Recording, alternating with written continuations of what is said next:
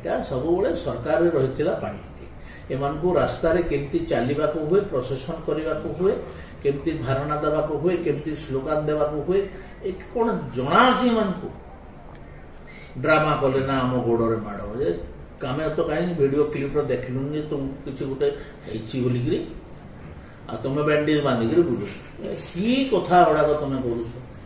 ମାଡ଼ ଲାଗିଥାନ୍ତ ପୋଲିସ ସାଙ୍ଗରେ, ଆଉ ମାଡ଼ ଖାଇଥାନ୍ତ, ଲାଠିଚାର୍ଜ ବି ତ ହେଇନାହିଁ। ଆଉ କଣଟା କଲ ତୁମେ? ଲାଠିଚାର୍ଜ ହେଇଥିଲେ ଲାଠି ମାଡ଼ ଖାଇଥାନ୍ତ, ପିଠି ଦେଖେଇଥାନ୍ତ କେମିତି ବାଡ଼ି ବାଜିଛି।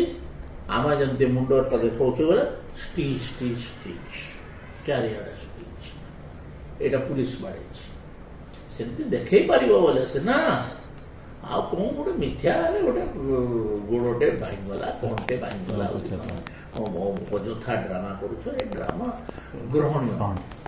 ତାଙ୍କ ସବୁ ଦାବି ମାନିଯିବୁ କି ଆମେ? ଗୋଟିଏ ଭୁଲ ହେଇଗଲା ଆମର ଗୋଟେ କହୁଛି ଗ୍ରେଟେଷ୍ଟ ମିଷ୍ଟେକ୍। ଏତଦ୍ ଦ୍ୱାରା ଏବଂ ଏଇ ଯୋଉ ଓଏସ୍ ବାଲେ ଆନ୍ଦୋଳନ କଲେ, ଓଏସ୍ ବାଲାଙ୍କୁ ସାବାଡ଼ କରିଦେବା।